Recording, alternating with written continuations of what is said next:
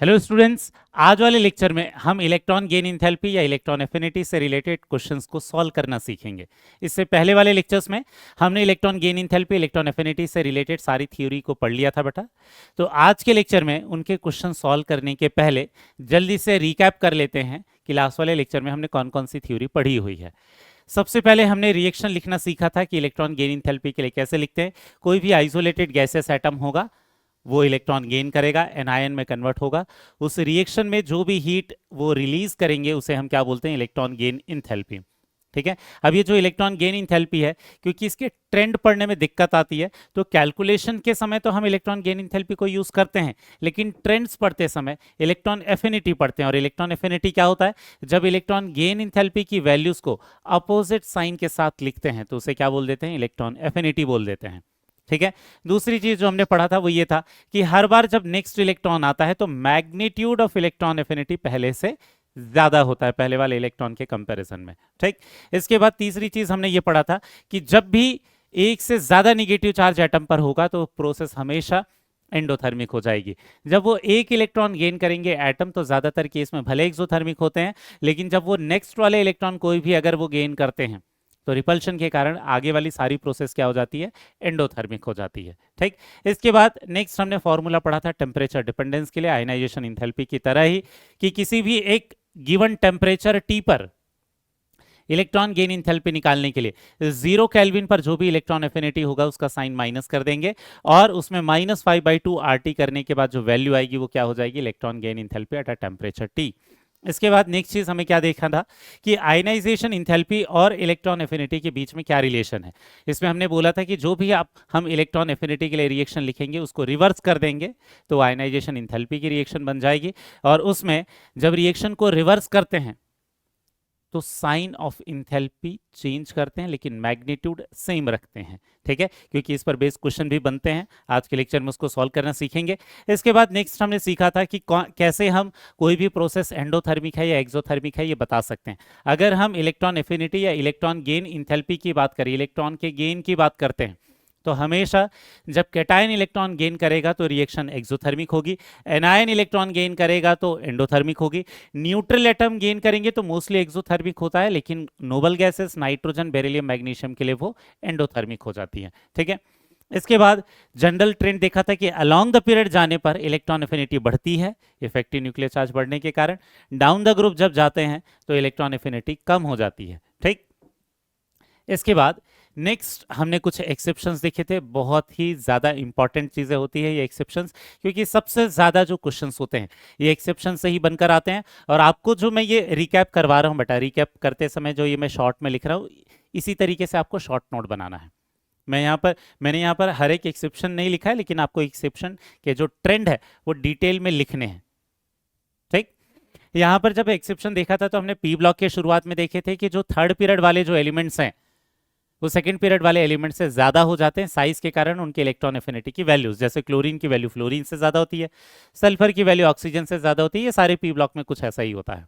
इसके बाद हमने नेक्स्ट देखा था ग्रुप 17 में एक ऑर्डर देखा था जिसमें क्लोरीन सबसे ज्यादा होता है, फ्लोरीन दूसरे नंबर पर आता है, फिर ब्रोमीन, आयोडीन, एस्टेटाइन आते हैं। फिर ग्रुप 16 में जब हमने ऑर्डर देखा था ये देखा था कि ऑक्सीजन की वैल्यू तो पूरे ग्रुप में सबसे कम हो जाती है। ठीक। इसके बाद पीरियड 2 में हमने देखा था कि नोबल गैस के लिए इलेक्ट्रॉन एफिनिटी सबसे कम होती है, फिर फुल्ली फिल्ड वाले होते हैं, फिर हाफ फिल्ड वाले होते हैं, और फिर पेनिट्रेशन पावर के कारण ग्रुप 1 की वैल्यू ग्रुप 13 से ज़्यादा होती है। कुछ ऐसा ही थर्ड पीरियड में भी आया था, लेकिन उसमें बस वो जो फॉस्फोरस था, फॉस्फोरस की इलेक्ट्रॉन एफिनिटी की वैल्यू क्या हो जाती है, सिलिकॉन से जस्ट पहले आती है। ठीक है। बाकी फॉस्फोरस वाले एग्जाम्पल को छोड़ दे तो बाकी सब सेकेंड पीरियड और थर्ड पीरियड पे सिमिलर एक्सेप्शंस होते हैं। ठीक है। मतलब दोनों में ही नोबल गैस सबसे पहले आएंगे, फिर फुल्ली फिल्ड कॉन्फ़िगरेशन वाला आएगा। दोनों में ही पेनिट्रेशन पावर ज्यादा होने के कारण ग्रुप 1 की इलेक्ट्रॉन एफिनिटी ग्रुप 13 वालों से ज्यादा हो जाएगी। ठीक। इसके बाद ग्रुप 2, 15 और 18 में हमने देखा था डाउन द ग्रुप जाने पर इलेक्ट्रॉन एफिनिटी बढ़ती है, कम नहीं होती। सबसे लास्ट में हमने एनसीईआरटी के स्पेशल केसेस देखे थे। जब हमने ग्रुप 1, ग्रुप 16, ग्रुप 17 का कंपैरिजन देखा था तो ये देखा था ग्रुप 1 में ऊपर जाने पर वैल्यूज इलेक्ट्रॉन एफिनिटी की बढ़ती हैं, फिर उससे भी ज्यादा वैल्यूज होती है ग्रुप 16 की, फिर उससे भी ज्यादा वैल्यूज होती है ग्रुप 17 की। ठीक। इसके बाद सबसे लास्ट में देखा था नोबल गैसेस के लिए एक ऑर्डर देखा था कि डाउन द ग्रुप जाने पर इलेक्ट्रॉन एफिनिटी उनमें बढ़ती है एक्सेप्ट हीलियम। हीलियम की वैल्यू क्या हो जाती है, सबसे ज्यादा हो जाती है इलेक्ट्रॉन एफिनिटी के केस में। इलेक्ट्रॉन गेन इंथैल्पी पढ़ेंगे तो सबसे कम हो जाएगी हीलियम की वैल्यू। ठीक है बेटा, तो ये तो हो गए कि थ्योरी हमने कौन कौन सा पढ़ा हुआ था लास्ट वाले लेक्चर में। अब स्टार्ट करते हैं बेटा क्वेश्चंस। सबसे पहला क्वेश्चन क्या है, which element has the highest electron affinity. हमेशा जब कोई भी क्वेश्चन आएंगे आपके दिमाग में जो सबसे पहली चीज आनी चाहिए वो आनी चाहिए एक्सेप्शंस, और इसलिए एक्सेप्शंस को बार बार लिख लिख कर प्रैक्टिस करके देखना है बेटा। ठीक, यहां देखते हैं फ्लोरीन, क्लोरीन, ब्रोमीन, आयोडीन। आपको क्लियरली पता है पूरे पीरियोडिक टेबल में जो हाईएस्ट इलेक्ट्रॉन एफिनिटी होती है वो किसकी होती है, क्लोरीन की। नेक्स्ट क्वेश्चन देखते हैं क्या बोला है, in which of the following process energy is liberated. मतलब कौन सी प्रोसेस एक्सोथर्मिक है, ये क्वेश्चन में पूछा हुआ है। अगर आप ध्यान से देखोगे तो यहाँ क्लोरीन से इलेक्ट्रॉन निकाल रहे हैं तो ये तो आयनाइजेशन एनर्जी है। अगर ये आयनाइजेशन एनर्जी है इसका मतलब प्रोसेस कौन सी हो जाएगी, एंडोथर्मिक हो जाएगी। ठीक है, इसके बाद यह HCl को ब्रेक कर दिया, HCl को ब्रेक करके उसके आयंस को अलग कर दिया। तो जब भी हम कहीं पर बॉन्ड को ब्रेक करते हैं तो हमेशा एनर्जी एब्जॉर्ब होती है, मतलब प्रोसेस हमेशा क्या हो जाती है, ये आयनाइजेशन एनर्जी तो नहीं है बट इसमें आयंस बनने के कारण प्रोसेस क्या हो जाएगी, एंडोथर्मिक हो जाएगी। नेक्स्ट थर्ड वाले प्रोसेस में आपको क्या दिखेगा, क्लोरीन इलेक्ट्रॉन गेन कर रहा है। मतलब जब वो न्यूट्रल एटम इलेक्ट्रॉन गेन करते हैं तो कुछ एक्सेप्शनल केसेस को छोड़कर बाकी सारे प्रोसेस कौन सी हो जाती है, एक्सोथर्मिक हो जाती है।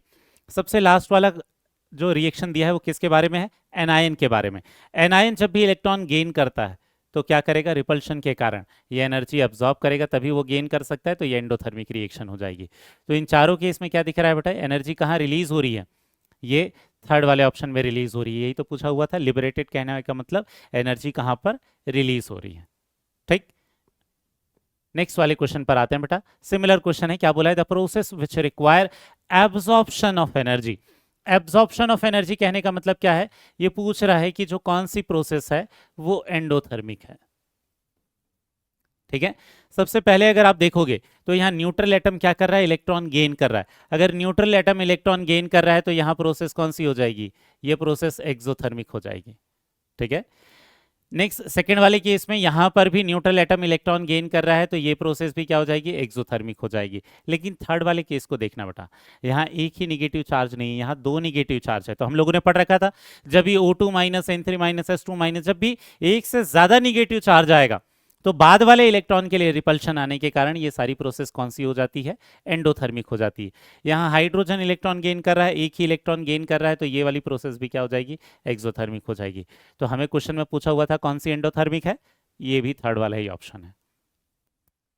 समझ में आ रहा है, सिंपल तरीके के क्वेश्चंस है। हमने जो इसके पहले जो थ्योरी पढ़ी है बहुत कम थ्योरीज है बेटा, अगर आप उसको लिख लिख के बार बार प्रैक्टिस कर लोगे तो ये सारे क्वेश्चन बहुत आसानी से सॉल्व हो जाएंगे। ठीक, नेक्स्ट क्वेश्चन देखना क्या बोला है, which of the following process involves absorption of energy. फिर से वही क्वेश्चन है लेकिन पूछा है एंडोथर्मिक कौन है। ठीक है, पहले देखना है न्यूट्रल एटम एक ही इलेक्ट्रॉन गेन कर रहा है तो प्रोसेस कौन सी हो जाएगी, एक्सोथर्मिक हो जाएगी। लेकिन इस दूसरे वाली रिएक्शन में क्या है, एनायन है। एनायन जब भी इलेक्ट्रॉन गेन करेगा तो क्या होगा, रिपल्शन होगा। रिपल्शन के कारण ये प्रोसेस कौन सी हो जाएगी, एंडोथर्मिक हो जाएगी। तीसरी वाली प्रोसेस में न्यूट्रल एटम इलेक्ट्रॉन गेन कर रहा है तो ये फिर से क्या हो जाएगा, एक्सोथर्मिक। मतलब एंडोथर्मिक कौन सा वाला ऑप्शन हो जाएगा, सेकंड वाला। ठीक, इसके बाद नेक्स्ट वाला जो क्वेश्चन है वो क्या बोल रहा है, O-2 और S-2 formation is endothermic because. याद होगा हमने बोला था जब दूसरा इलेक्ट्रॉन आता है तो उसको रिपल्शन मिलता है।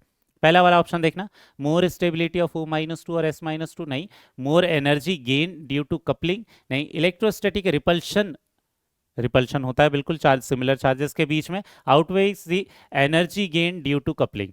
बिल्कुल सही कि इलेक्ट्रोस्टैटिक रिपल्शन होने के कारण। इलेक्ट्रोस्टैटिक रिपल्शन किसको बोलते हैं, जहां सिमिलर चार्जेस के बीच में रिपल्शन होता है। तो ये जो O- है, इस O- के पास जब भी ये इलेक्ट्रॉन आएगा तो इस पर दोनों पर नेगेटिव चार्ज है तो यहाँ पर क्या हो जाएगा, रिपल्शन।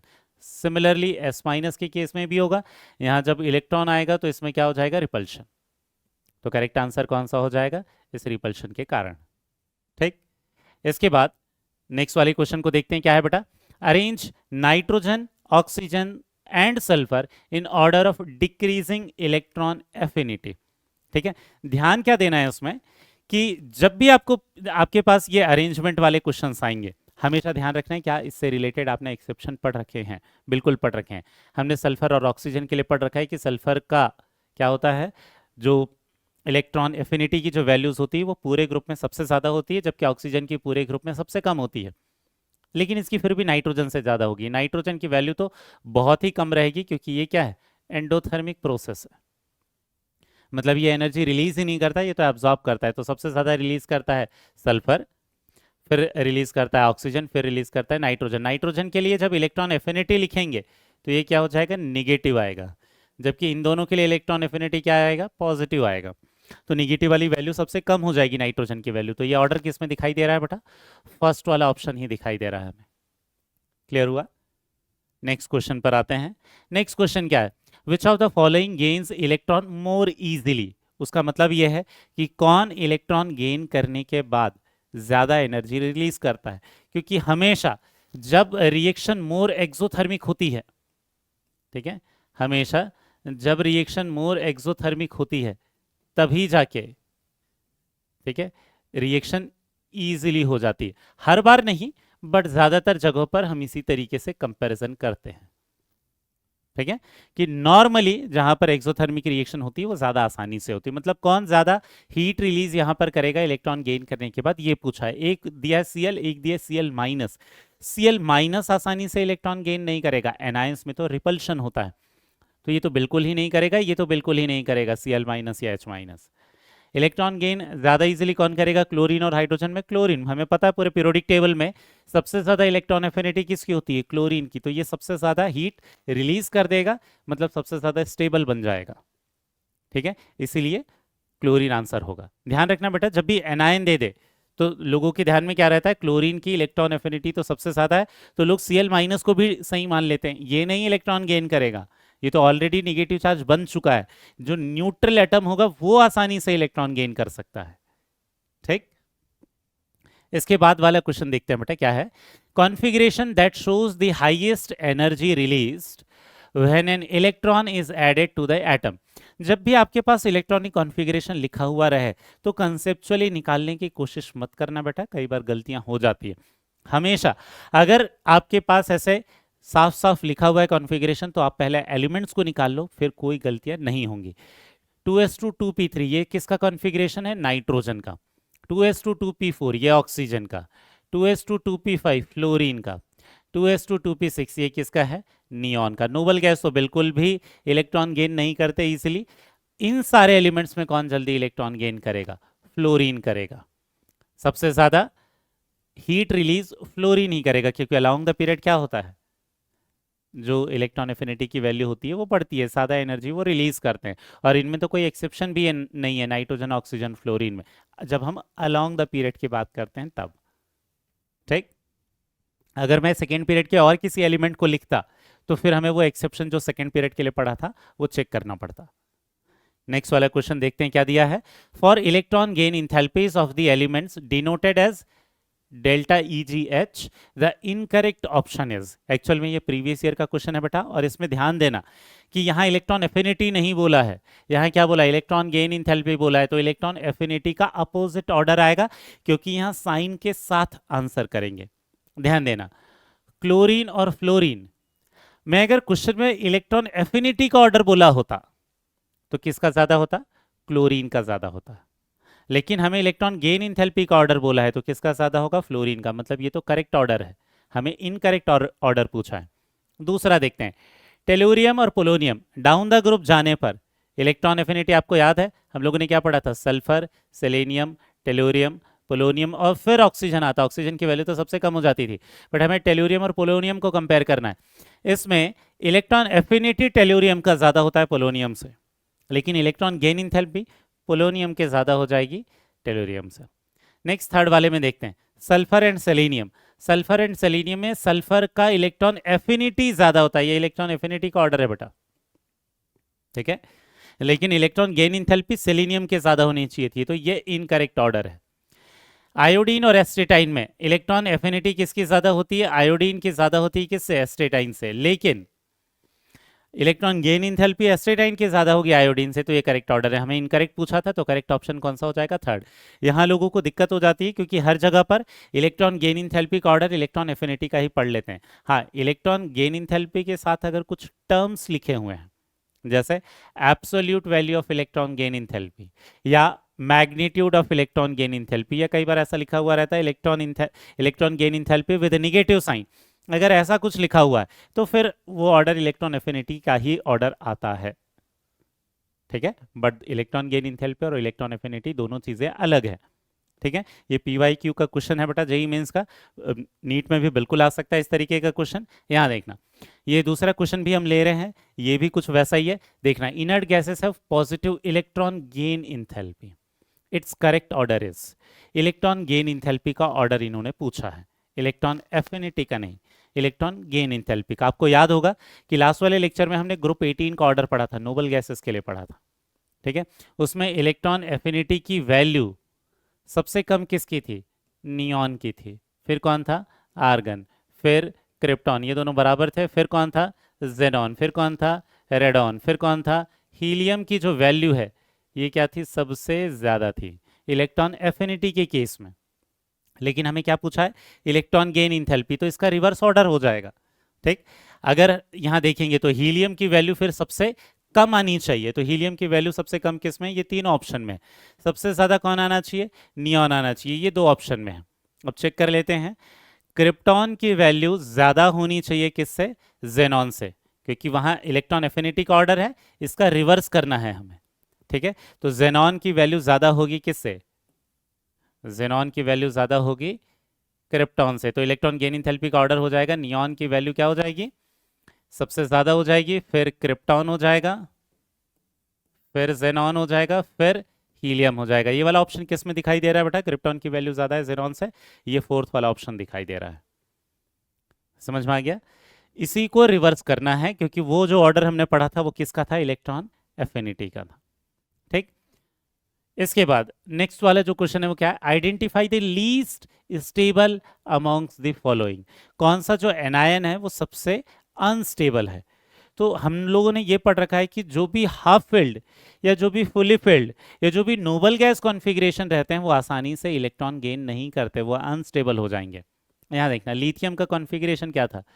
लिथियम का कॉन्फ़िगरेशन था 2s1, बाहर वाला अगर कॉन्फ़िगरेशन की बात करेंगे इसको ऐसा लिख सकते हैं, हीलियम 2s1, तो ये तो निगेटिव चार्ज इजीली बन सकता था। बेरिलियम का कॉन्फ़िगरेशन देखें तो ये क्या होता है? हीलियम 2s2, ये तो फुल्ली फिल्ड कॉन्फ़िगरेशन है, ये फुल्ली फिल्ड कॉन्फ़िगरेशन है, तो ये इजीली निगेटिव चार्ज नहीं बनाएगा, तो इसका जो B- होगा ये क्या हो जाएगा? काफ़ी अनस्टेबल हो जाएगा, क्योंकि हम लोगों को ये पता है कि जो भी हाफ फील्ड या फुली फील्ड कॉन्फ़िगरेशन होते हैं वो स्टेबल होने के कारण आसानी से इलेक्ट्रॉन गेन नहीं करते। और इसीलिए कुछ जगहों पर स्टेटमेंट क्या मिलेगा? ग्रुप 2, ग्रुप 15, ग्रुप 18 के जो इलेक्ट्रॉन गेन इंथैल्पीज है वो नियरली जीरो है, नियरली जीरो लिख देते हैं कुछ जगहों पर, बट एक्चुअल में उनका ऑर्डर भी लिख रखा है एनसीईआरटी ने। लेकिन अगर नियरली जीरो लिखा हुआ रहता है उसका मतलब ये होता है कि वो कुछ हीट रिलीज नहीं करते मोस्ट ऑफ द टाइम। ठीक, यहाँ पर B-, बोरॉन का अगर कॉन्फ़िगरेशन देखेंगे तो ये क्या होता है? Configuration helium 2s2 2p1। वहीं पर कार्बन का अगर कॉन्फ़िगरेशन देखेंगे तो ये क्या हो जाएगा? Helium 2s2 2p2। ठीक, तो हमें क्या दिख रहा है? सबसे ज्यादा जो अनस्टेबल जो एनायन रहेगा वो कौन सा रहेगा? Be- होगा। नेक्स्ट वाले क्वेश्चन पर आते हैं बेटा, क्या बोल रहा है ये? The energy released when an electron is added to a neutral gaseous atom would be highest if the element belongs to। हमें पता है कि सबसे ज्यादा जो एनर्जी रिलीज करते हैं वो कौन करते हैं? हेलोजेंस, मतलब ग्रुप 17 रिलीज करते हैं। लेकिन ये ऑप्शन में होना चाहिए बेटा, ग्रुप 17 को हम क्या बोलते हैं? 7th A ग्रुप बोलते हैं। ठीक है, तो ऑप्शन में दे रखे हैं ये। अगर 17 नहीं दिया होता ऑप्शन में तो फिर हम ग्रुप 16 को देखते हैं, क्योंकि अलोंग द पीरियड जाने पर इलेक्ट्रॉन एफिनिटी बढ़ती है, नोबल गैस लेकिन एनर्जी अब्सॉर्ब करते हैं, तो सबसे ज्यादा एनर्जी कौन रिलीज करेगा? हेलोजेंस। ठीक, इसके बाद नेक्स्ट क्वेश्चन क्या है? The element with highest electron affinity is. एक है नाइट्रोजन, एक है ऑक्सीजन, एक है सल्फर और एक है फॉस्फोरस। पहली चीज तो ये तो ग्रुप 15 है, ये ग्रुप 15 की जो वैल्यूज होती हैं ये बहुत ज़्यादा नहीं होती, इनफैक्ट ये तो एनर्जी अब्जॉर्ब करता है, ये थोड़ा बहुत एनर्जी रिलीज करेगा, इसलिए इनके लिए भी कई बार क्या लिखा हुआ रहता है कि इलेक्ट्रॉन गेन इंथैल्पी की वैल्यूज, ये इलेक्ट्रॉन एफिनिटी की वैल्यूज नियरली जीरो लिख देते हैं, क्योंकि ये बहुत ज़्यादा वैल्यूज नहीं होती, ठीक है। बट ये ज़्यादा एब्जॉर्ब करेंगे कौन, सॉरी ये ज़्यादा रिलीज करेंगे ऑक्सीजन और सल्फर, और ऑक्सीजन और सल्फर में भी ज़्यादा रिलीज कौन करता है, सल्फर करता है, पूरे ग्रुप में हाईएस्ट होता है ग्रुप 16 में, ठीक। इसके बाद नेक्स्ट क्वेश्चन क्या बोल रहा है, the electron affinity of sulphur is -200 kilo joule per mole, उसी से रिलेटेड है जो पहला क्वेश्चन सॉल्व किया था, लेकिन थोड़े अलग लैंग्वेज से पूछा, अलग तरीके से पूछा है। Then the electron affinity of oxygen is, ठीक है। एक्चुअल में यहां पर क्या है, इलेक्ट्रॉन एफिनिटी बोला है तो ये साइन क्या होने चाहिए थे बेटा, ये प्लस में होने चाहिए थे, ठीक है। या फिर अगर क्वेश्चन में ये जो साइन दे रखा है, कुछ कुछ टेक्स्ट बुक्स में आपको ये मिसमैच देखने को मिलेगा, ठीक है। लेकिन ध्यान रखना कहीं पर अगर ऐसे एलिमेंट्स के लिए, ऑक्सीजन के लिए, सल्फर के लिए माइनस में साइन दिया है तो ये इलेक्ट्रॉन एफिनिटी नहीं है, इसको इलेक्ट्रॉन गेन इंथैल्पी मानकर क्वेश्चन को फिर सॉल्व करना है। ये कुछ जगहों पर इस तरीके से दे देते हैं क्योंकि वो ये मान लेते हैं कि जो भी वैल्यूज है वो सामने वाला इंसान समझ जाएगा कि वहाँ माइनस वैल्यूज लिखी हैं ऑक्सीजन सल्फर के लिए, इसका मतलब वो इलेक्ट्रॉन गेन इंथैल्पी की बात कर रहे हैं। क्लियर हुआ, ठीक। तो ये जो electron gain enthalpy of oxygen है वो कितना होगा, यहाँ देखना, ये -200 किलो जूल पर मोल किसके लिए है, सल्फर के लिए। तो हमें ये पता है कि इलेक्ट्रॉन एफिनिटी की जो वैल्यूज होती है वो सल्फर से कम होगी किसके लिए, ऑक्सीजन के लिए। मतलब ऑक्सीजन के लिए जो मैग्नीट्यूड होगा, साइन तो माइनस ही रहेगा लेकिन जो मैग्नीट्यूड रहेगा वो क्या रहेगा, लेस देन सल्फर रहेगा, ठीक है। किसका, इलेक्ट्रॉन गेन इंथैल्पी का, ठीक है। इलेक्ट्रॉन गेन इंथैल्पी का जो मैग्नीट्यूड रहेगा वो लेस देन सल्फर रहेगा। तो -200 से कम मैग्नीट्यूड वाला कौन सा हो जाएगा बेटा, -142। क्लियर है, इस क्वेश्चन से आपको क्लियर हो गया होगा कि कुछ कुछ जगहों पर, ठीक है, और इसलिए कंफ्यूजन क्रिएट हो जाता है स्टूडेंट्स के लिए, ठीक है, इन क्वेश्चंस के कारण। और ऐसा क्वेश्चन सिर्फ मैंने लिया है ऐसा नहीं है, मैंने वो क्वेश्चन इसीलिए लिया है क्योंकि आपको बहुत सारे टेक्स्ट बुक में भी कुछ ऐसा मिलेगा कि माइनस की हेलोजन के लिए इलेक्ट्रॉन एफिनिटी दिया रहेगा लेकिन माइनस वाली वैल्यूज लिखी होंगी, तो आप उसको इलेक्ट्रॉन गेन इंथैल्पी कंसीडर करना बेटा। समझ में आ गया, ठीक। नेक्स्ट वाले क्वेश्चन पर आते हैं। Two elements x and y having the electronic configurations 3s2 3p3 and 3s2 3p5। हमने क्या बोला है, पहले आप एलिमेंट निकाल लोगे। 3s2 3p3 किसके लिए बोल रहा है, फॉस्फोरस के लिए बोल रहा है। 3s2 3p5 किसके लिए हो जाएगा, ये क्लोरीन के लिए हो जाएगा। दोनों के लिए किसकी इलेक्ट्रॉन एफिनिटी की वैल्यू ज्यादा होगी, ऑब्वियसली क्लोरीन के लिए ज्यादा होगी, पूरे पीरियोडिक टेबल में ही वो हाईएस्ट है। तो ये था हमारा x और ये था हमारा y। तो electron affinity of y will be greater than electron affinity of x, मतलब कौन सा ऑप्शन करेक्ट होगा, सेकेंड वाला। इसके बाद क्वेश्चन क्या है नेक्स्ट बेटा, which is the correct order of ionization energies.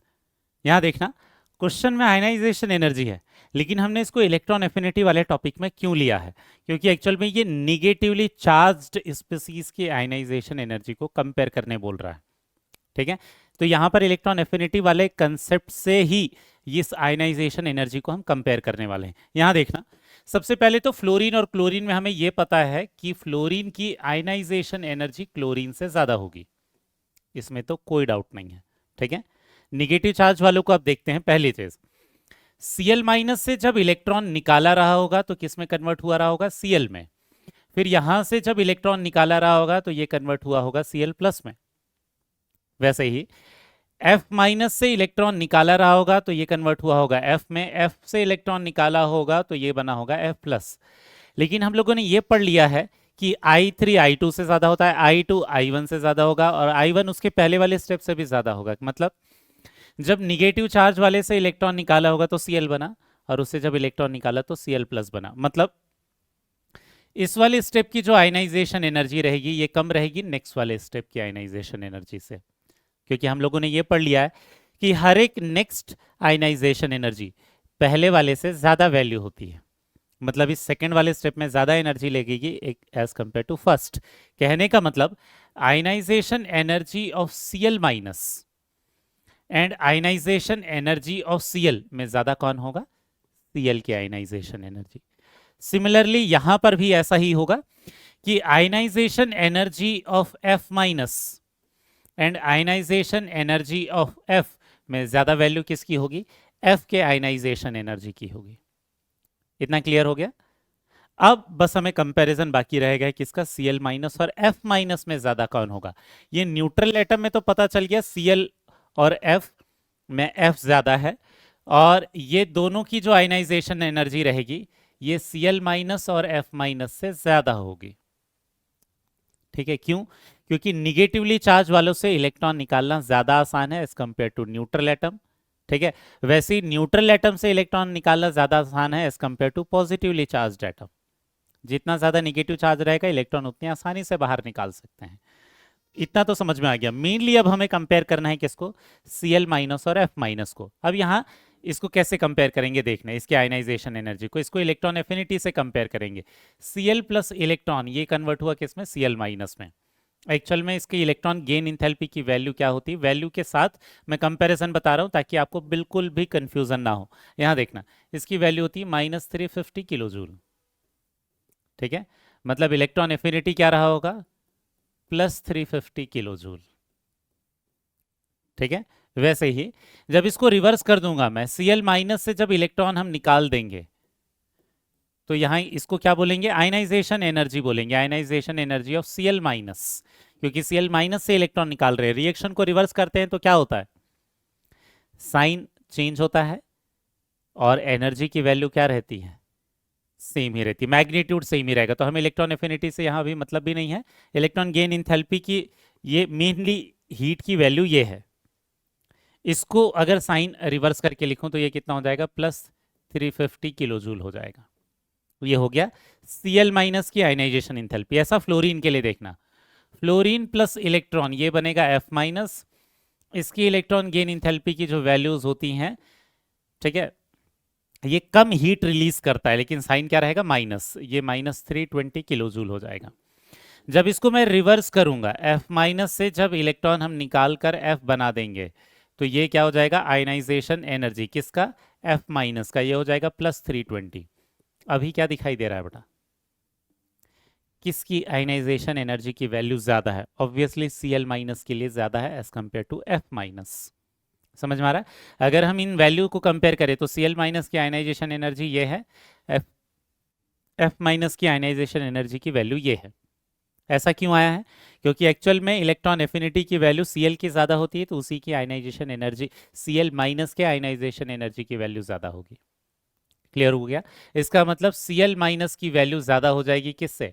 F minus से। और बाकी हमें न्यूट्रल एटम तो पता ही है, वो ज्यादा हो जाएंगे किससे? इन एनायन से। तो इस ये वाला ऑर्डर कहां दिख रहा है? F greater than Cl greater than Cl minus greater than F minus. ये सेकंड वाला ऑप्शन है बेटा। क्लियर हुआ क्या? मैंने समझाने के लिए आपको ये सारी चीजें लिख कर दी है, आप डायरेक्टली भी निकाल सकते थे। न्यूट्रल एटम हमेशा एनायन की आयनाइजेशन इंथैल्पी से ज्यादा रहेगा। वैसे कहीं पर पॉजिटिवली चार्ज एटम होते तो उनकी आयनाइजेशन एनर्जी न्यूट्रल एटम से भी ज्यादा रहती। ठीक है, और बस ये लास्ट वाले Cl माइनस और F माइनस को कंपेयर करने के लिए हमने इलेक्ट्रॉन गेन इंथैल्पी को यूज किया है। तो क्योंकि Cl की इलेक्ट्रॉन एफिनिटी ज्यादा होती है तो Cl माइनस की आयनाइजेशन इंथैल्पी ज्यादा होगी। ठीक, इसके बाद नेक्स्ट क्वेश्चन देखते हैं।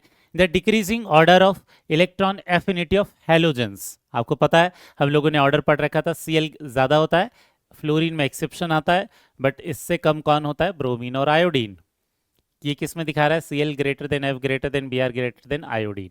ये फोर्थ वाला ऑप्शन है। एक्सेप्शनल केसेस पर ही सबसे ज्यादा क्वेश्चंस बनते हैं बेटा, गलती से भी एक्सेप्शंस भूलना नहीं है। ठीक है, लिख लिख कर बार बार मेमोराइज करना है। क्वेश्चन आगे क्या दिया है? अभी जो हमने एक्सेप्शन पढ़ा उसी को अलग लैंग्वेज में पूछा है, वैल्यू देकर पूछा है। यहाँ क्या है? हमने पहले भी ऐसे क्वेश्चन सॉल्व किए हैं, रेडियाई में भी और आयनाइजेशन इंथैल्पी में भी। जहां पर भी वैल्यूज देकर क्वेश्चन पूछता है वहां कैलकुलेशन नहीं, कंपैरिजन करना है हमें। यहाँ देखना क्वेश्चन क्या बोला है? The electron gain enthalpy values of 3 halogens X, Y and Z are respectively -349, -333, -325। X, Y and Z respectively. Fluorine, chlorine और ब्रोमीन के लिए दिया है। तो हमें पता है क्लोरीन के लिए सबसे ज्यादा एनर्जी रिलीज होती है, फिर फ्लोरीन आता है दूसरे नंबर पर, और फिर आएगा कौन? ब्रोमीन। मतलब X, Y, Z कौन रहा होगा? ये रहे होंगे क्लोरीन, फ्लोरीन एंड ब्रोमीन। कौन सा वाला ऑप्शन है बेटा? सेकंड वाला ऑप्शन है। क्लियर हुआ? इसके बाद नेक्स्ट क्वेश्चन क्या बोल रहा है देखते हैं। The electron affinities of nitrogen, oxygen, sulphur and chlorine. आपको पता है नाइट्रोजन ग्रुप 15 होता है, ठीक है, ये तो ग्रुप 15 का पार्ट है। सल्फर और ऑक्सीजन में सल्फर ज्यादा होता है, ऑक्सीजन कम होता है, ये हम लोगों ने पहले भी बोला था। और क्लोरीन तो किस में है? ग्रुप 17 का पार्ट है। तो हम लोगों ने ये पढ़ रखा है कि ग्रुप 17 के सारे एटम्स की वैल्यू ग्रुप 16 के सारे एटम से ज्यादा ही होती है। इनफैक्ट क्लोरीन तो पूरे पीरियोडिक टेबल में हाईएस्ट है, तो सबसे ज्यादा कौन हो जाएगा? क्लोरीन। एक ही ऑप्शन में दिखाई दे रहा है, इसी से आंसर निकल कर आ जाएगा। लेकिन आपको आगे वाले ऑर्डर भी निकालते बनने चाहिए। हमें पता है सल्फर की वैल्यू ऑक्सीजन से ज्यादा होगी, और नाइट्रोजन तो एनर्जी अब्जॉर्ब करता है, तो इसकी वैल्यू सबसे कम हो जाएगी। मतलब करेक्ट ऑप्शन कौन सा हो जाएगा? फर्स्ट ऑप्शन होगा। ठीक है, इसके बाद नेक्स्ट क्वेश्चन देखते हैं क्या बोल रहा है। Which of the following are the correct statement. ठीक है, यहां देखते हैं पहले स्टेटमेंट क्या बोला है। Electron affinity of noble gases is endothermic. बिल्कुल, नोबल गैसेस क्या होते हैं कि प्रोसेस जो होती है इलेक्ट्रॉन गेन करने की, वो कौन सी होती है? ये होती है एंडोथर्मिक प्रोसेस। बिल्कुल सही स्टेटमेंट है। सेकेंड वाला स्टेटमेंट क्या बोल रहा है? Electron affinity of fluorine is less than chlorine. Exceptional cases का पार्ट है ये। बिल्कुल करेक्ट स्टेटमेंट है कि क्लोरीन की वैल्यू ज्यादा होती है फ्लोरीन से। थर्ड वाला स्टेटमेंट क्या बोल रहा है बेटा? Electron affinity of oxygen is less than sulphur. बिल्कुल सही, अभी थोड़ी देर पहले डिस्कस किया था इसे। और एक्सेप्शनल केसेस में उस पूरे ग्रुप में ऑक्सीजन की वैल्यू तो सबसे नीचे आती है, सबसे कम होती है वैल्यू। फोर्थ बोल रहा है electron affinity of nitrogen is more than phosphorus. ठीक है, यहां प्रॉब्लम है, क्योंकि आपको पता होगा ये ग्रुप 15 के पार्ट है, और ग्रुप 15 के पार्ट जब नाइट्रोजन और फास्फोरस है तो इनके लिए हमने एक्सेप्शन क्या पढ़ा था? डाउन द ग्रुप जाने पर इलेक्ट्रॉन एफिनिटी बढ़ती है। तो जब हम नीचे जा रहे हैं तो यहाँ इलेक्ट्रॉन एफिनिटी बढ़नी चाहिए। तो इलेक्ट्रॉन एफिनिटी बढ़ती है तो ज्यादा इलेक्ट्रॉन एफिनिटी किसकी होनी चाहिए? फास्फोरस की होनी चाहिए, नाइट्रोजन की नहीं। मतलब ये जो फोर्थ वाला स्टेटमेंट है ये क्या है? इनकरेक्ट है। ठीक है, तो करेक्ट आंसर कौन सा हो जाएगा? फर्स्ट, सेकेंड एंड थर्ड, ये जो तीन स्टेटमेंट है ये क्या होंगे? करेक्ट होंगे। समझ में आया? नेक्स्ट वाले क्वेश्चन पर चलते हैं बेटा। नेक्स्ट क्या बोल रहा है? कुछ सब्जेक्टिव क्वेश्चन लिया है, रीजन पूछा हुआ है, जिसमें इसको अलग अलग स्टेटमेंट के फॉर्म में आपको ऑप्शंस दे सकता है। क्वेश्चन क्या बोल रहा है? The electron affinity of sulphur is greater than oxygen. Oxygen और सल्फर दोनों का इलेक्ट्रॉनिक कॉन्फ़िगरेशन देखें तो ये क्या होता है? सल्फर के लिए नियॉन 3s2 3p4, जबकि ऑक्सीजन में क्या होता है? यहां पर होता है हीलियम 2s2 2p4। यहाँ क्या होता है? 2p ऑर्बिटल है। 2p ऑर्बिटल के साइज क्या होते हैं? कम होते हैं एज कम्पेयर टू 3p। और 3p ऑर्बिटल में ये साइज क्या हो जाएगा? ये काफी बड़ा साइज हो जाएगा। तो बड़े साइज में जो इलेक्ट्रॉन्स होते हैं इनके बीच में रिपल्शन कम होगा। यहाँ क्या होता है?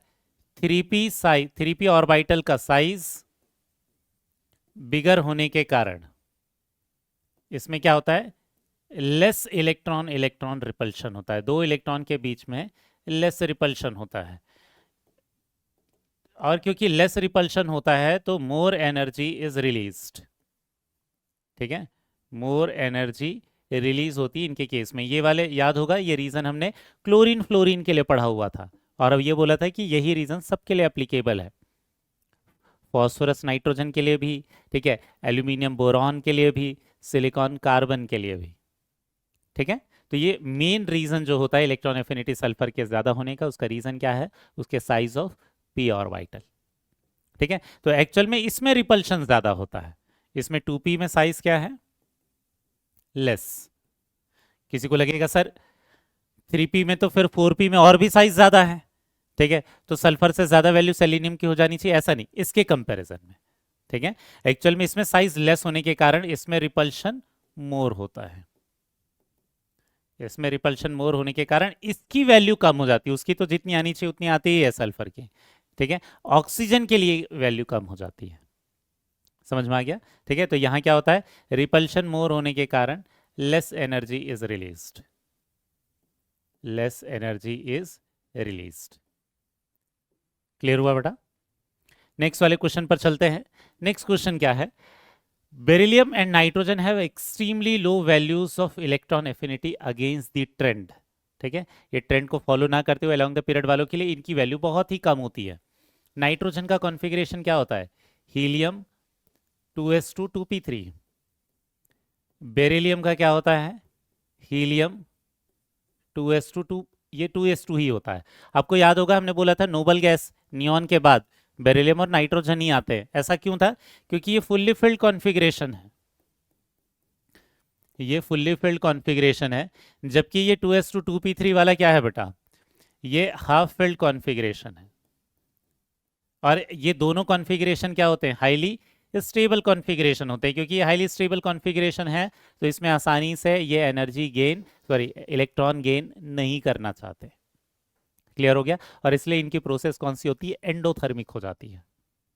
ठीक, इसके बाद नेक्स्ट क्वेश्चन क्या है देखते हैं बेटा। यहाँ क्या बोल रहा है?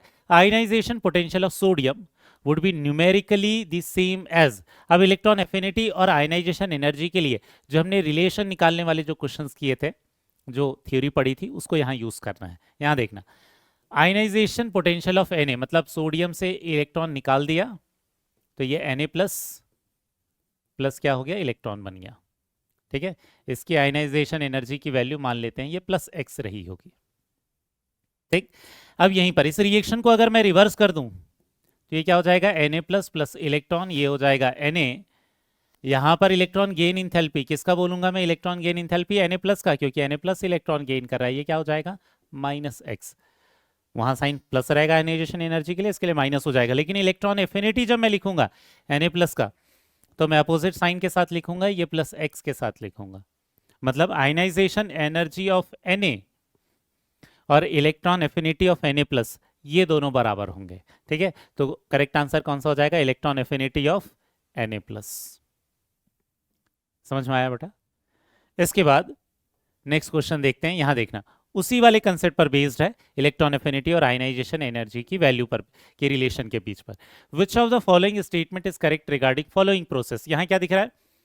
Cl इलेक्ट्रॉन गेन करके Cl माइनस में कन्वर्ट हो रहा है, Cl माइनस से इलेक्ट्रॉन निकल के Cl बन रहा है।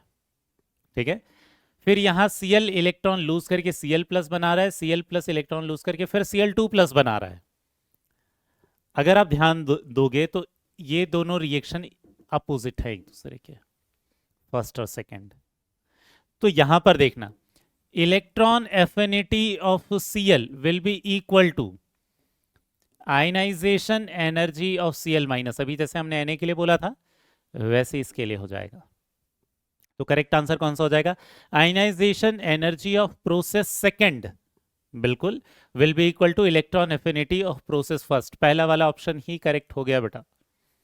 बाकी दोनों में तो कोई रिलेशन नहीं है, इनमें कोई रिलेशन निकल कर नहीं आएगा। इसकी वैल्यू तो बड़ी होगी, इक्वल टू वाला रिलेशन नहीं आएगा। ये सेकेंड आयनाइजेशन एनर्जी फर्स्ट से ज्यादा हो जाएगा और इसकी वैल्यू इससे ज्यादा हो जाएगी। समझ में आ गया? ठीक है, क्योंकि वो दोनों क्या है? अपोजिट रिएक्शन है एक दूसरे के। तो Cl का जो इलेक्ट्रॉन एफिनिटी रहेगा वो Cl माइनस के आयनाइजेशन एनर्जी के बराबर हो जाएगा। नेक्स्ट क्वेश्चन देखते हैं क्या बोल रहा है ये। In which of the following pairs electron gain enthalpies of constituent elements are nearly the same और आइडेंटिकल? अगर आप ध्यान दोगे तो एक पेयर तो आपको क्लियरली समझ में आ जाएगा। किन दो एटम्स के लिए इलेक्ट्रॉन गेन इंथैल्पी की वैल्यू एग्जैक्टली सिमिलर आती है? ये जब हम ट्रेंड्स पढ़ रहे थे तो हमने आर्गन और क्रिप्टॉन की वैल्यू को बराबर बताया था जब हम नोबल गैस के लिए वैल्यूज पढ़ रहे थे। और इसलिए आपको वो स्पेशल केसेस याद रखने बेटा। ज्यादातर जगहों पर इन ट्रेंड्स के बारे में नहीं लिखा होता, बट क्योंकि ये एनसीईआरटी ने इनकी वैल्यूज दे रखी है तो आपको ये ट्रेंड्स पता होने चाहिए। इसलिए हमने एनसीईआरटी के स्पेशल केसेस की थ्योरी भी पढ़ रखी है। ठीक है, आर्गन और क्रिप्टॉन के बराबर होते हैं। प्रॉब्लम होगा उन तीनों ऑप्शंस में निकालने में। तो होता क्या है, जैसे जैसे हम डाउन द ग्रुप जाते जाते हैं वो जो गैप होता है वो कम होते जाता है। यूजुअली जो बहुत नीचे वाले जो होते हैं एलिमेंट्स, जो कि ग्रुप में बहुत नीचे होते हैं, at the bottom of the group, उनमें क्या होता है? इलेक्ट्रॉन एफिनिटी का जो डिफरेंस होता है वो बहुत कम होता है। ठीक है, थोड़ा बहुत डिफरेंस हो सकता है बट उनमें डिफरेंस कम होता है जनरली। ये वाला तो केस आपको याद होना ही चाहिए, आर्गन और क्रिप्टॉन वाला। ठीक है, तो अगर हम देखेंगे कि कम डिफरेंस, ये क्या बोल रहा है? Nearly the same. तो नियरली सेम किसको मानेंगे? हम मानेंगे रुबिडियम और सीजियम को। सी तो आएगा ही, सी दो जगहों पर है। ठीक है, सेकेंड वाले ऑप्शन में, थर्ड वाले ऑप्शन में। फोर्थ में भी है, ठीक है। लेकिन सबसे ज्यादा नियर बाई वैल्यूज किसकी होती है, रुबिडियम और सीजियम में, क्योंकि रुबिडियम में और सीजियम में साइज का डिफरेंस बहुत ही कम होता है, बहुत ही कम डिफरेंस होता है साइज में, उसके कारण उसके फोर्स ऑफ अट्रैक्शन की वैल्यू भी क्या रहेगी, नियरली सेम रहेगी। मतलब करेक्ट आंसर कौन सा हो जाएगा बेटा, ए एंड सी हो जाएगा। क्लियर हो गया। इसके बाद नेक्स्ट क्वेश्चन पर चलते हैं। नेक्स्ट क्वेश्चन क्या है बेटा, अब यहां देखना, डाटाबेस क्वेश्चंस कई बार हमें पूछा हुआ रहता है। इनफैक्ट एनसीईआरटी की एक्सरसाइज में भी इस तरीके के क्वेश्चंस आपको देखने को मिलेंगे, ठीक। और पीवाईक्यू में भी बहुत बार इस तरीके के क्वेश्चंस आ गए हैं जिसमें डाटा को देखकर हमें यह बताना होता है कि वो कौन से ग्रुप का पार्ट हो सकता है वो एलिमेंट, ठीक। तो यहाँ कुछ डाटा दे रखा है A B C D E के लिए, और कुछ वैल्यूज दे रखेंगी, और उससे रिलेटेड कुछ क्वेश्चन पूछ लेगा कि ये एलिमेंट कौन से ग्रुप का पार्ट हो सकता है, ये एलिमेंट कौन से ग्रुप का पार्ट हो सकता है। तो क्या करना है, सबसे पहले आप इलेक्ट्रॉन एफिनिटी की वैल्यूज देखो बेटा। क्यों, क्योंकि आयनाइजेशन इंथैल्पी की वैल्यू तो सबके लिए प्लस होती है, लेकिन इलेक्ट्रॉन एफिनिटी की वैल्यूज कुछ के लिए प्लस भी होती है, कुछ के लिए माइनस भी होती है। तो उससे आपको ज्यादा बेटर आइडिया मिल जाता है कि वो एलिमेंट कौन से ग्रुप का हो सकता है। आयनाइजेशन एनर्जी को तो देखेंगे, लेकिन सबसे पहला काम है आपका किसको, इलेक्ट्रॉन एफिनिटी को अगर देखना। तो ये अगर ध्यान से देखोगे तो ये प्लस साइन है, मतलब मोस्टली ये नोबल गैस का पार्ट हो सकता है, ठीक है। ये नोबल गैस का पार्ट हो सकता है। वैसे नाइट्रोजन या बेरिलियम मैग्नीशियम भी हो सकते हैं, बट मोस्टली हम जहाँ पॉजिटिव वैल्यू होती है उसे कौन से ग्रुप का पार्ट मानते हैं, नोबल गैस का। यहीं पर जिसकी इलेक्ट्रॉन एफिनिटी बहुत ही निगेटिव आएगी उसको हम क्या मानेंगे, नॉन मेटल्स मानेंगे, क्योंकि non metal easily electron gain करते हैं। मतलब नॉन मेटल कौन से वाले, ग्रुप 16 ग्रुप 17 वाले, वो बहुत ज्यादा एनर्जी रिलीज करते हैं। तो बहुत ज्यादा एनर्जी किस में रिलीज हो रही है, ये -150, -45, -33, समझ में आ रहा है। -33 फिर भी ज्यादा नहीं है, ये दोनों फिर भी बहुत ज्यादा दिखाई दे रहे होंगे आपको। तो इतना तो क्लियर है कि ये तो क्या होगा, ये नॉन मेटल होगा, क्योंकि इसकी वैल्यू बहुत ज्यादा है। -45 को फिर भी अगर कंसिडर नहीं करते हैं, ये तो क्लियर है बहुत ज्यादा एनर्जी रिलीज कर रहा है। क्लियर हो गया। वहीं पर अगर आप ध्यान से देखोगे तो ये ई वाली वैल्यू बहुत ही अलग है। क्यों, इन सब में इंक्रीज थोड़ा थोड़ा है। यहां देखना, ये 5 गुना ज्यादा है, ये 5 टाइम्स बढ़ रहा है बेटा, ठीक है। यहाँ आयनाइजेशन एनर्जी की वैल्यू 5 टाइम्स हो रही है, जब पहले के बाद ही लार्ज इंक्रीज देखने को मिल रहा है। मतलब ई की वैल्यू में क्या दिख रहा है, large increase in ionization energy देखने को मिल रहा है, ठीक है। तो ये आयनाइजेशन एनर्जी और इलेक्ट्रॉन एफिनिटी के दोनों के कंसेप्ट को कंबाइन करके ऐसे टेबल वाली वैल्यूज हमें पूछता है, ठीक। क्योंकि इलेक्ट्रॉन एफिनिटी पढ़ लिया है, तो अब हम इस क्वेश्चन को सॉल्व कर रहे हैं। Large increase in ionization energy किस में मिल रहा है, सेकेंड आयनाइजेशन एनर्जी में मिल रहा है। इसका मतलब इसमें वैलेंस इलेक्ट्रॉन कितने रहे होंगे, इसका मतलब इसमें वैलेंस इलेक्ट्रॉन रहे होंगे 1। और मतलब ये कौन सा पार्ट रहा होगा, कौन से ग्रुप का पार्ट रहा होगा, ग्रुप 1 का, मतलब कौन सा, एल्कली मेटल वाला। समझ में आया। इस तरीके से हम ये निकाल सकते हैं। अब देखते हैं क्वेश्चन कैसे आते हैं, फिर बाकी चीज़ों को सॉल्व करेंगे और क्या क्या इसमें से इंफॉर्मेशन निकाल सकते हैं ये देखेंगे, ठीक है। सबसे पहला क्वेश्चन देखना, मैंने हर जगह ये टेबल दे दिया है ताकि आप इजीली देख पाओ यहाँ से वैल्यूज। पहला देखना, out of the following which one is most reactive metal बोल रहा है, लेकिन नहीं बैठो ये, ठीक है, नॉन मेटल नहीं। हम लोगों ने क्या निकाला था कि एक्चुअल में ये जो है ये तो क्या निकला था, नॉन मेटल है, ये तो नॉन मेटल है। और ये जो निकला था ये तो क्या है, नोबल गैस है, ठीक है, क्योंकि पॉजिटिव इलेक्ट्रॉन एफिनिटी है। ये सब मेटल हो सकते हैं। इनमें सबसे ज्यादा रिएक्टिव कौन होगा, मोस्ट रिएक्टिव होते हैं ग्रुप 1 वाले ही, एल्कली मेटल ही होते हैं। मोस्ट रिएक्टिव मेटल एक्चुअल में कौन से होते हैं, ये एल्कली मेटल ही होते हैं बेटा, ठीक है। तो एक्चुअल में क्वेश्चन में हमें निकालने के लिए बोल रहा है एल्कली मेटल कौन है, तो एल्कली मेटल अभी निकाला था हमने। इसमें एकदम लार्ज इंक्रीज देखने को मिल रहा है यहां से यहां जाने पर, ठीक है, 5 टाइम्स बढ़ जा रही है वैल्यूज, ठीक है। तो एक्चुअल में ये एल्कली मेटल होगा, तो सबसे ज्यादा रिएक्टिव मेटल कौन सा हो जाएगा, यही हो जाएगा, कौन सा, ई एल्कली मेटल रहेगा, क्योंकि उसमें लार्ज इंक्रीज देखने को मिल रहा है फर्स्ट इलेक्ट्रॉन के बाद। इसका मतलब इसमें वैलेंस इलेक्ट्रॉन क्या रहे होंगे, 1 रहे होंगे।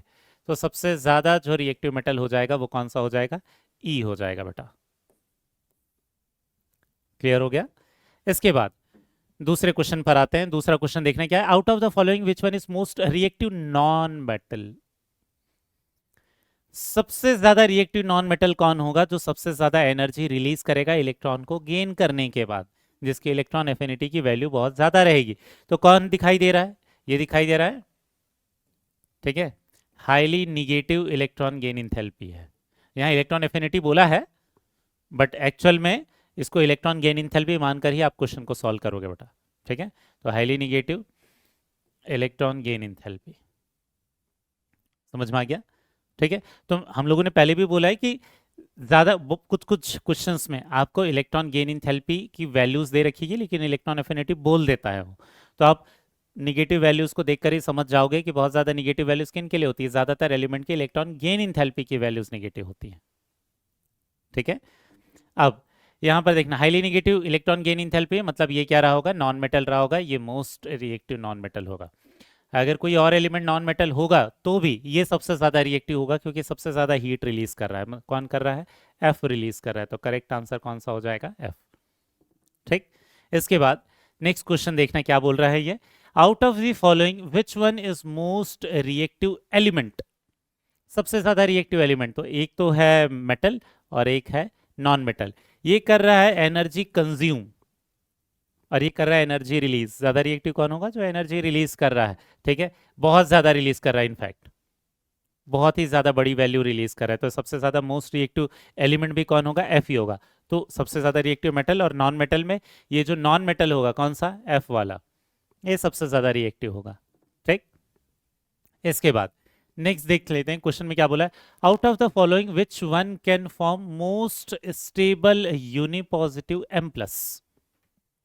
यूनिपॉजिटिव मतलब एक प्लस वन का चार्ज बनाएगा, मतलब ऑक्सीडेशन नंबर प्लस वन होगा। ऑक्सीडेशन नंबर प्लस वन किन का होता है बेटा? ग्रुप वन का, मतलब किन का? एल्कली मेटल का। तो अगेन वो पूछ रहा है एल्कली मेटल कौन है, लेकिन अलग तरीके से क्वेश्चन को पूछा है, डायरेक्टली ना बोलकर उन्होंने ये बोला है कि प्लस वन का चार्ज कौन बनाएगा। तो कौन बनाएगा? ई बनाएगा, क्योंकि एल्कली मेटल तो यही है।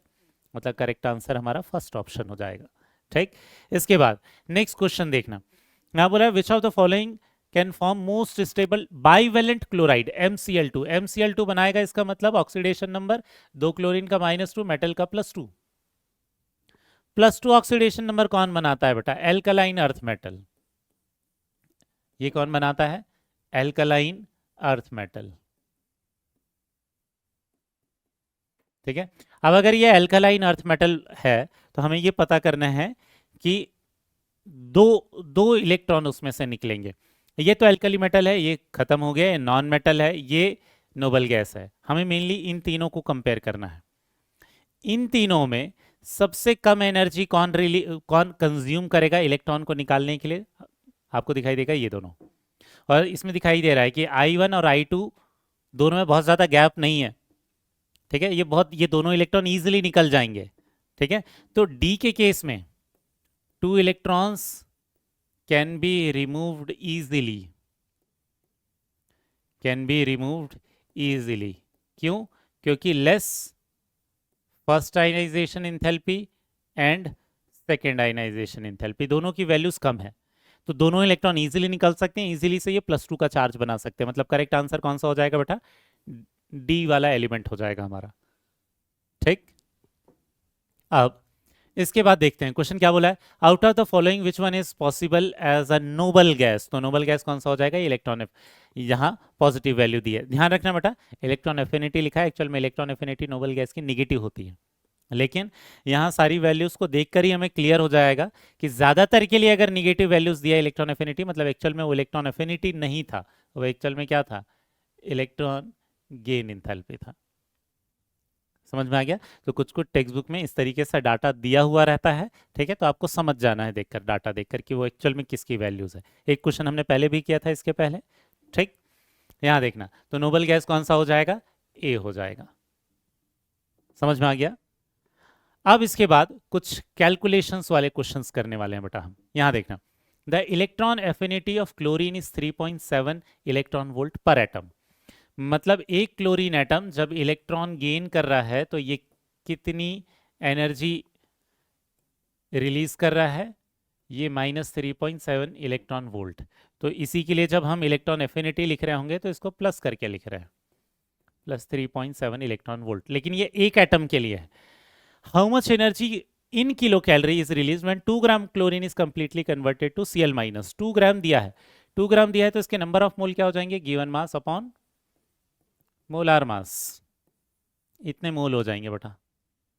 ठीक है, इसके पास नंबर ऑफ मोल इतने हो गए। अब हमें क्वेश्चन में क्या दिया है, 1 इलेक्ट्रॉन वोल्ट को किलो कैलोरी पर मोल में कैसे कन्वर्ट कर सकते हैं। तो ये जो 3.7 है इसमें अगर मैं मल्टीप्लाई कर दूं क्या 23, तो 3.7 इंटू 23 ये क्या हो जाएगा, किलो कैलोरी पर मोल। अब बस हमें यूनिटरी मेथड लगाना है। कैसे, 1 मोल क्लोरीन कितनी एनर्जी रिलीज करते हैं, 3.7 इंटू 23 किलो कैलोरी। ठीक है, तो हमें क्या बोला है कि इतने मोल कन्वर्ट करने के लिए 2/35.5 मोल ऑफ क्लोरीन के कन्वर्ट करने के लिए कितनी एनर्जी किलो कैलोरी में लगेगी। बस यूनिटरी मेथड, 1 मोल के लिए इतना तो इतने मोल के लिए कितना। ठीक है, तो वैल्यू कितनी हो जाएगी, ये हो जाएगा 3.7 इंटू 23 इंटू 2/35.5। समझ में आ गया, आप कैलकुलेशन कर सकते हो। मैं बता दे रहा हूं कि नियरेस्ट कैलकुलेशंस कैसे कर सकते हो। ये एक्चुअल में क्या हो सकता है, इसको 3.55 मानकर इसको कैंसिल आउट कर सकते हो 10, तो ये नियरली कितना आ जाएगा 4.6। एक्चुअल में इसका एक्यूरेट आंसर 4.8 किलो कैलोरी आता है, लेकिन आप नियर बाई आंसर निकाल सकते हो थोड़े बहुत अप्रोक्सीमेशन से। समझ में आ गया, बिल्कुल मूल कंसेप्ट वाला ही था, बस यहाँ डेफिनेशन जो हम लोगों ने पढ़ रखी है, electron affinity, electron gain enthalpy, इनका रिएक्शन लिखते आपको बनना चाहिए। ठीक, नेक्स्ट क्वेश्चन क्या है बेटा, कैलकुलेशन से ही रिलेटेड है। यहाँ देखना, how many chlorine atoms will be ionised by the energy released from the process. ठीक है, इस प्रोसेस में इस क्लोरीन से जब ये इलेक्ट्रॉन गेन कर रहा है तो 1 मोल, यहाँ देखना 1 मोल कितनी एनर्जी रिलीज कर रहा है, 350 किलो जूल रिलीज कर रहा है। अब ये क्या बोल रहा है, ये जो रिलीज्ड अमाउंट है इसी को यूज करके क्लोरीन के इलेक्ट्रॉन को निकाल रहे हैं, ये आयनाइजेशन पोटेंशियल है। तो हमें बोल रहा है how many chlorine atoms will be ionised, मतलब Cl+ कितने बन पाएंगे, क्वेश्चन में ये बोला है। ठीक है, ये जो पहले स्टेप में जो एनर्जी रिलीज हुई, इस एनर्जी को यूज कर रहे हैं Cl में से इलेक्ट्रॉन निकालने के लिए। ठीक है, तो हमें क्या दिख रहा है, 350 किलो जूल से इतना रिलीज कर दिया इसने 1 मोल ने, ये वाली स्टेप से, इस वाले स्टेप से। अब हमें क्या दिख रहा है, 1 मोल Cl+ बनाने के लिए, 1 मोल Cl+ बनाने के लिए कितनी एनर्जी कंज्यूम करता है, 1250 किलो जूल पर मोल। तो हमें कितनी एनर्जी मिली है, 350 किलो जूल पर मोल। तो ये कितने क्लोरीन एटम को कन्वर्ट कर सकता है, तो कितने x की वैल्यू निकल कर आ जाएगी यूनिटरी मेथड से, 350 अपॉन 1250, यहाँ 5 से कैंसिल आउट कर देंगे तो ये कितना हो जाएगा 7/25 मोल। और ये अगर ये मोल है तो हमें तो नंबर ऑफ एटम्स निकालना है, तो मोल की वैल्यू रख देंगे 7/25। 1 मोल की वैल्यू आपको पता है किसके बराबर होता है, एवोगाड्रो नंबर 6 × 10⁻23। तो एक्चुअल में हो जाएगा 42/25 × 10⁻23। 42 से डिवाइड कर सकते हैं, ये कितना हो जाएगा 1.25, 170, तो ये कितना हो जाएगा 1.68 अप्रॉक्स आ जाएगा इंटू 10⁻23 एटम्स। समझ में आ गया बेटा। ठीक, तो ये कैलकुलेशन वाले क्वेश्चन है, यूनिटरी मेथड वाले ही क्वेश्चंस हैं, बस यहाँ आयनाइजेशन एनर्जी, इलेक्ट्रॉन एफिनिटी दोनों की डेफिनेशन को यूज किया है। ठीक है, अब आज के लेक्चर का सबसे लास्ट क्वेश्चन बेटा, यहां देखना क्या बोला है, the first ionization potential of sodium 5.4 electron volt and electron affinity of fluorine 3.4 electron volt. कहने का मतलब क्या है, जब सोडियम कन्वर्ट हुआ होगा Na+ में, ठीक है, तो यहां पर एनर्जी कंज्यूम हुई होगी +5.4 इलेक्ट्रॉन वोल्ट। वहीं फ्लोरीन ने जब इलेक्ट्रॉन गेन किया होगा तो ये F- में कन्वर्ट हुआ होगा। यहाँ पर जब हम इलेक्ट्रॉन गेन इंथैल्पी लिखेंगे, इंथैल्पी लिखते समय इलेक्ट्रॉन गेन इंथैल्पी लिखते हैं, इलेक्ट्रॉन एफिनिटी यूजुअली अवॉइड करते हैं कैलकुलेशंस के समय। हमने पहले भी बोला था इलेक्ट्रॉन एफिनिटी केवल ट्रेंड पढ़ते समय यूज करते हैं, कैलकुलेशन में हमें इलेक्ट्रॉन गेन इंथैल्पी की वैल्यू लेनी पड़ेगी। इलेक्ट्रॉन एफिनिटी +3.4 है, electron gain enthalpy -3.4 electron volt हो जाएगी। इन दोनों रिएक्शन को जब हम ऐड कर देंगे तो ये क्या हो जाएगा Na + F, और ये हो जाएगा Na+ प्लस एफ माइनस। दोनों रिएक्शन को ऐड कर रहे हैं तो दोनों इंथैल्पीज को भी ऐड कर देंगे। ये हो जाएगा 5.4 माइनस 3.4, कितना हो जाएगा 2 इलेक्ट्रॉन वोल्ट। समझ में आया? आयनाइजेशन पोटेंशियल की यूनिट अगर इलेक्ट्रॉन वोल्ट चाहिए तो ये चल जाएगा। अगर हमें किलो जूल पर मोल निकालना है तो क्या कर देंगे, इस 2 में मल्टीप्लाई कर देंगे 96.5। अगर हमें किलो कैलोरी पर मोल निकालना है तो हम इसी में मल्टीप्लाई कर देंगे 2 इंटू 23 किलो कैलोरी पर मोल। समझ में आया बेटा? ठीक है, तो हमने ये देख लिया कि कैलकुलेशन वाले क्वेश्चंस भी जो होते हैं आयनाइजेशन एनर्जी, इलेक्ट्रॉन एफिनिटी से रिलेटेड, वो कैसे करने हैं।